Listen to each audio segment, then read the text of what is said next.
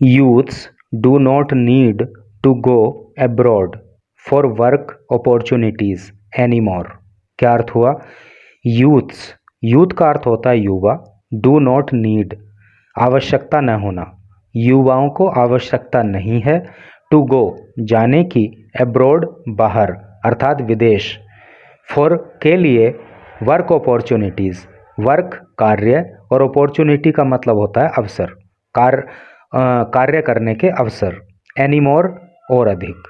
तो क्या टोटल का अर्थ हुआ कि अब युवाओं को कार्य करने के अवसर तलाशने के लिए विदेश जाने की आवश्यकता नहीं है। तो चलिए पढ़ते हैं न्यूज़ को आगे।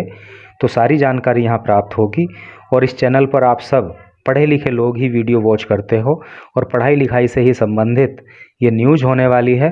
तो आपको कोशिश करनी चाहिए कि आप इस न्यूज़ को पढ़ो और इंग्लिश के भी कई सारे न्यू वर्ड्स आपको यहाँ सीखने के लिए मिलेंगे जो आपकी वोकेबलरी को स्ट्रॉन्ग करेंगे और एजुकेशन रिलेटेड, वर्क अपॉर्चुनिटीज़ से रिलेटेड भी इंफॉर्मेशन आपको यहाँ मिलने वाली है।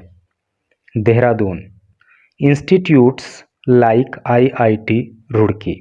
इंस्टीट्यूट का अर्थ होता है संस्थान, लाइक का अर्थ होता है जैसे, संस्थान जैसे IIT रुड़की हो गया। IIT की फुल फॉर्म होती है Indian institute of technology.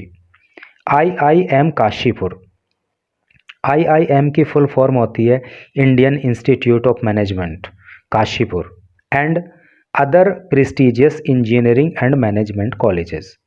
Other का मतलब अन्य, प्रेस्टिजियस का अर्थ होता है प्रतिष्ठित, और इनके अलावा जो अन्य प्रतिष्ठित इंजीनियरिंग और मैनेजमेंट के कॉलेज हैं इन द स्टेट राज्य के अंदर, आर प्रोड्यूसिंग वो पैदा कर रहे हैं। समझ रहे हो ना आप क्या कहना चाह रहे हैं कि संस्थान जैसे कि IIT रुड़की हो गया, संस्थान जैसे कि IIM काशीपुर हो गया, और इनके अलावा भी जो इंजीनियरिंग और मैनेजमेंट के दूसरे प्रतिष्ठित कॉलेज हैं राज्य के अंदर, तो आर प्रोड्यूसिंग वो पैदा कर रहे हैं एडेक्वेट वर्कफोर्स। एडेक्वेट का मतलब होता है पर्याप्त और वर्कफोर्स का मतलब होता है श्रमिकों की संख्या या कर्मचारियों की संख्या। दैट कैन टेक जो लेकर जा सकती है उत्तराखंड इंडस्ट्री सेक्टर, उत्तराखंड के उद्योग जगत को, टू ए लेवल एक स्तर पर, where the state can become a developed state जहाँ पे राज्य एक विकसित राज्य बन सकता है। सैड प्रोफेसर अक्षय द्विवेदी, ऐसा प्रोफेसर अक्षय द्विवेदी ने कहा, जो कि डीन हैं sponsored research and industrial consultancy IIT Roorkee में। ठीक है, यहाँ पे ये डीन है। वाइल एड्रेसिंग संबोधित करते हुए, वाइल का मतलब जबकि और एड्रेस का मतलब होता है संबोधित करना, और ये बात जो उन्होंने कही तो ये संबोधित करते हुए कही। किसको संबोधित करते हुए? द एनुअल सेशन वार्षिक सत्र को। एनुअल का मतलब वार्षिक और सेशन का मतलब सत्र, तो ये बात उन्होंने वार्षिक सत्र को संबोधित करते हुए कही of the Uttarakhand chapter, Uttarakhand chapter के, of confederation of Indian industry जिसको शॉर्ट में CII बोलते हैं, ऑन सैटरडे को, अर्थात सैटरडे को CII के वार्षिक सत्र को संबोधित करते हुए प्रोफेसर साहब ने ये ऊपर जो कही हुई बातें हैं ये कही। अगला पैराग्राफ पढ़िए। द्विवेदी सैड, द्विवेदी ने कहा, दैट टुडेज यूथ के आज का जो युवा है, हैव एम्पल अपॉर्चुनिटीज़। एम्पल का मतलब होता है पर्याप्त और अपॉर्चुनिटी का मतलब होता है अवसर। द्विवेदी ने कहा कि आज के युवा के पास पर्याप्त अवसर हैं विद इन द कंट्री देश के ही अंदर, एंड नीड नॉट सीक और तलाश करने की आवश्यकता नहीं है, देम उनको अब्रॉड बाहर, अर्थात देश के अंदर ही आज के युवा के लिए पर्याप्त अवसर हैं और उन अवसरों को विदेश में तलाश करने की आवश्यकता नहीं है। ही ऑल्सो डिस्कस्ड, उन्होंने डिस्कस किया, डिस्कस का मतलब बहस करना या वार्ता करना, तो उन्होंने वार्ता की द इम्पोर्टेंस महत्व पर of bridging academia and industry. Academia मतलब शिक्षा जगत और इंडस्ट्री मतलब उद्योग धंधे, तो उन्होंने शिक्षा जगत और उद्योग धंधों के बीच में जो एक कनेक्शन होना चाहिए, जो एक ब्रिज होना चाहिए, उसके महत्व को लेकर भी वार्ता की। स्टेटिंग दैट आईआईटी रुड़की, और उन्होंने कहा कि जो आईआईटी रुड़की है इज़ कमिटेड, वो वचनबद्ध है, टू प्रोवाइडिंग, उपलब्ध कराने के लिए, टेक्निकल सपोर्ट कराने के लिए वचनबद्ध है, टू इंडस्ट्रीज, उद्योगों को, फॉर द स्टेट्स डेवलपमेंट, राज्य के विकास के लिए। अर्थात उन्होंने कहा कि राज्य के विकास के लिए जो आईआईटी रुड़की है वो इंडस्ट्रीज़ को, उद्योगों को टेक्निकल सपोर्ट प्रोवाइड कराने के लिए वचनबद्ध है।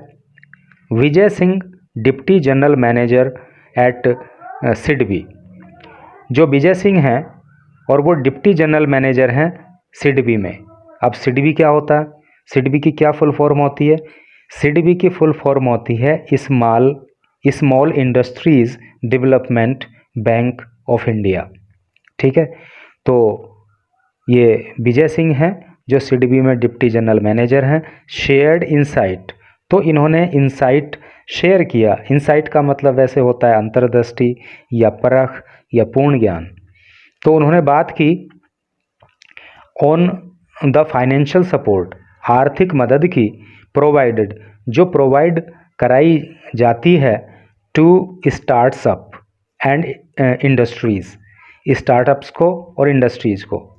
स्टार्टअप का मतलब आप समझते हो ना कि जो छोटे उद्योग धंधे जब शुरू किए जाते हैं, है नी, तो वो स्टार्टअप्स होते हैं।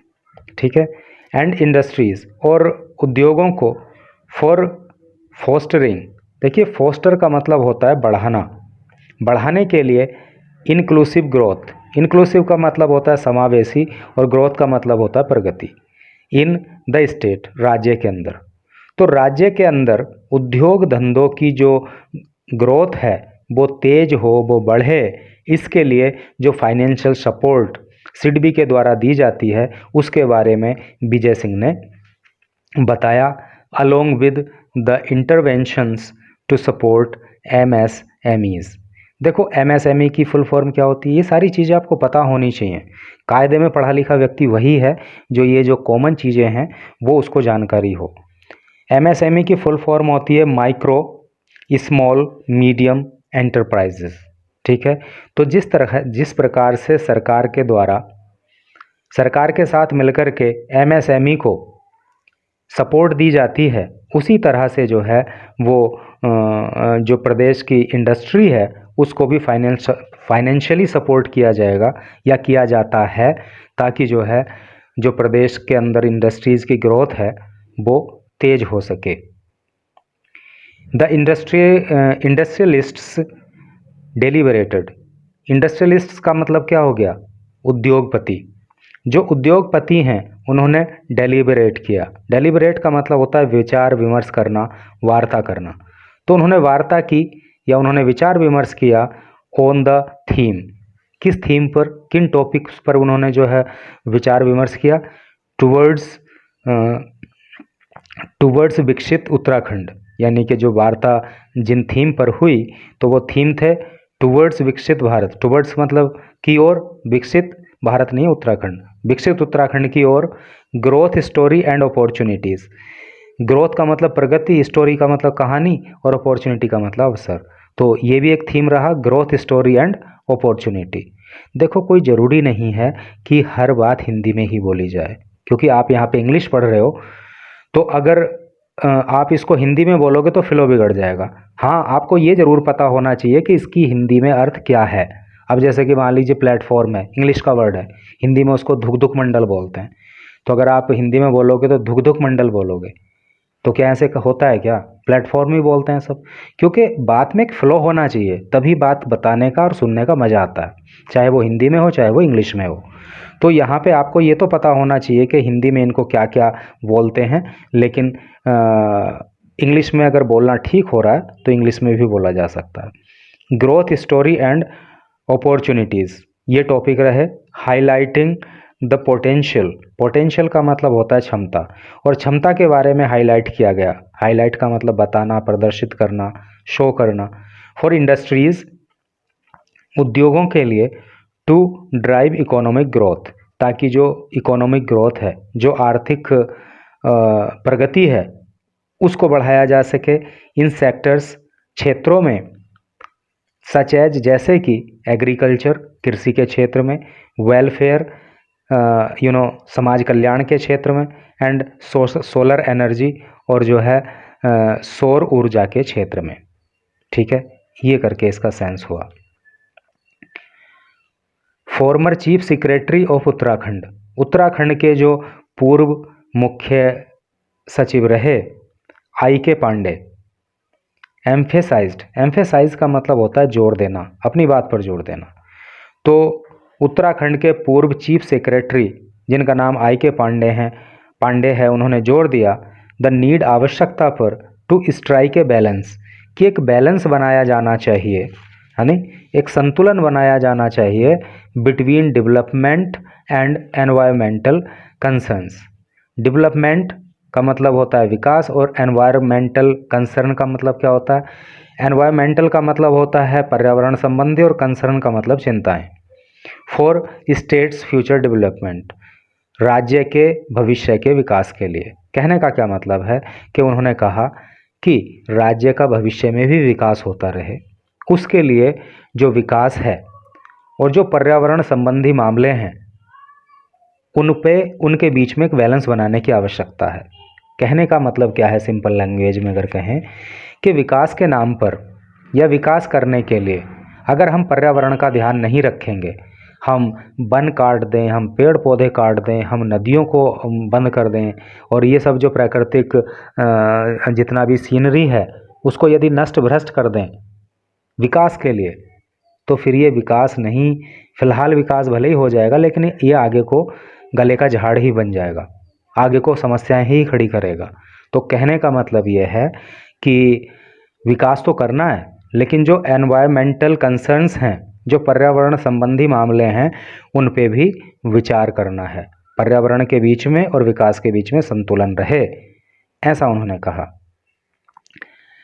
S Farooq from Himalaya wellness company, तो जो एस फारूक हैं from Himalaya wellness company said, उन्होंने कहा, देखो हिमालय के प्रोडक्ट्स आपने ज़रूर यूज किए होंगे, जितने लोग भी आप यहाँ पे न्यूज पढ़ रहे हो, मैं समझता हूँ कि हर व्यक्ति ने हिमालय का प्रोडक्ट यूज किया होगा। फेस वॉश आता है, फेस पैक आता है, सोप आता है, क्रीम्स आती हैं, टूथपेस्ट आता है, और ठीक से ही होते हैं, मतलब आयुर्वेदिक प्रोडक्ट के लिए जो है मतलब उसको जाना जाता है। तो हिमालय कंपनी के जो ये मालिक हैं जिनका नाम है एस फारूक, उन्होंने कहा, क्या कहा? Pharmaceutical quality. फार्मास्यूटिकल का मतलब होता है औषधीय, दवा संबंधी।